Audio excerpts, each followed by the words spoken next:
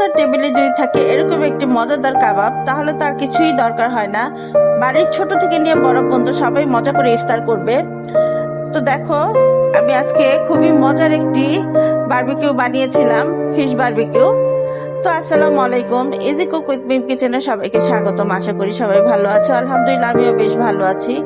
তো আজকে আমি বানিয়ে নিয়েছিলাম ফিশ বারবিকিউ। এটা খেতে হয়েছিল দুর্দান্ত, এতটাই মজা হয়েছিল, বাড়ির সবাই খেয়ে খুব প্রশংসা করেছে। আর দেখো, এই যে আমি এখানে একটু তোমাদেরকে ভেঙে দেখাচ্ছি, মাছ ভিতরে এতটাই জুসি হয়েছিল, খেতে এত মজা হয়েছিল, খুবই টেস্ট হয়েছিল। তো চলো, আমি আজকে এই বারবিকিউটা কিভাবে তৈরি করেছি তোমাদের সাথে একটু শেয়ার করে নিই।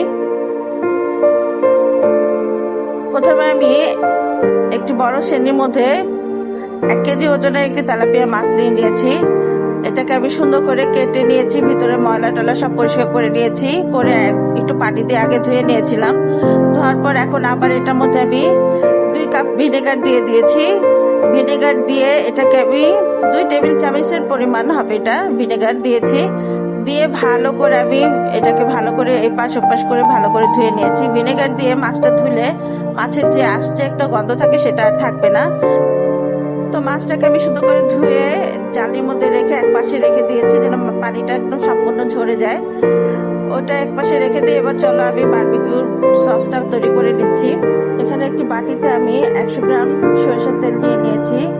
এরপর এর মধ্যে আমি এক এক করে সব গুঁড়ো মশলাগুলো অ্যাড করেছি। হলুদ গুঁড়ো, মরিচ গুঁড়ো, লবণ, স্বাদ মতো, ধনিয়া গুঁড়ো, কাবাব মশলা, যে কোনো একটি কাবাব মশলা দিলেই হবে। এখানে ভাজা জিরার গুঁড়ো দিয়ে এটাকে আমি ভালো করে মাখিয়ে নিব। সাথে দিয়েছি বারবিকিউ সস, টক দই, সয়া সস, গোলমরিচ গুঁড়ো, আর দিয়েছি সাথে হচ্ছে লেবু। দিয়ে এটাকে আমি খুব ভালো করে মেখে নিব, খুব ভালো করে একটা পেস্ট তৈরি করে নিব। এটা খুব সুন্দর করে মেখে নিতে হবে, যত ভালো করে এটা মাখবে অতটাই টেস্ট হবে। এটা খুব ভালো করে মেখে নিতে হবে। আমি প্রথমে গোলমরিচটা দিতে ভুলে গিয়েছিলাম, তারপর আবার আমি মিক্স করে নিয়েছি। দেখো, আমার সস কিন্তু রেডি হয়ে গেছে। এখন আমি মাছটি নিয়ে নিয়েছি, মাছের পানি একদম সম্পূর্ণ শুকিয়ে গেছে। এটা আমি একটু উপরে কিচেন টিস্যু দিয়ে একটু মুছে নিয়েছিলাম, যেন একদমই পানি না থাকে। পানি থাকলে এটা স্যাঁতস্যাঁতে হয়ে যাবে, খেতে ভালো লাগবে না। তো পানি যেন না থাকে, একদম ছড়িয়ে নিতে হবে পানিটা। তারপর দেখো আমি কি করেছি, এখানে এক প্যাকেট তেঁতুলের চাটনি নিয়ে নিয়েছি। এই চাটনিটা প্রথমে মাছের মধ্যে আমি খুব ভালো করে মেখে নেব। এটা দিলে মাছটার বারবিকিউটা এত সুন্দর হবে, খেতে এত মজা হবে, ভিতরটা একদম জুসি হয়, খুব ভালো লাগে। তোমরা অবশ্যই এটা দিবা। তারপর আমি যে সসটা তৈরি করে রেখেছিলাম মশলা দিয়ে, সেটাকে এখন মাছের সাথে খুব ভালো করে মাখিয়ে নিব।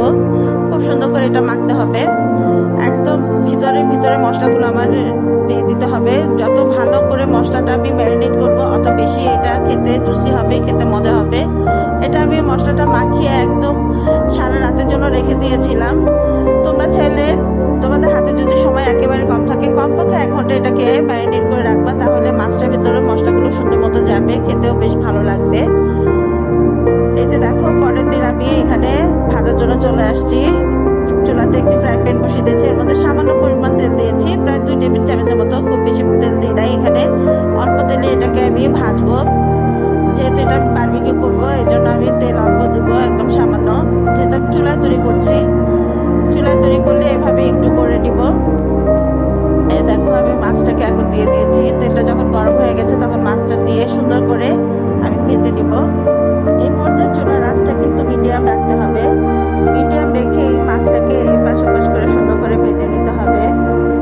চুলার আঁচটা কোনোভাবে বাড়ানো যাবে না, চুলার আঁচ বাড়ালে উপরটা পুড়ে যাবে আর নিচেরটা ভিতরটা একদম কাঁচা থেকে যাবে। এটা খেতে তখন একদমই ভালো লাগবে না। এই দেখো, আমার এক পাশ হয়ে গেছে, আমি আরেক পাশ উল্টে দিয়েছি। একটু ধৈর্য নিয়ে এটাকে করতে হবে, একটু সময় নিয়ে। দেখো, আমি সাইড থেকে তেলগুলো তুলে তুলে দিচ্ছি।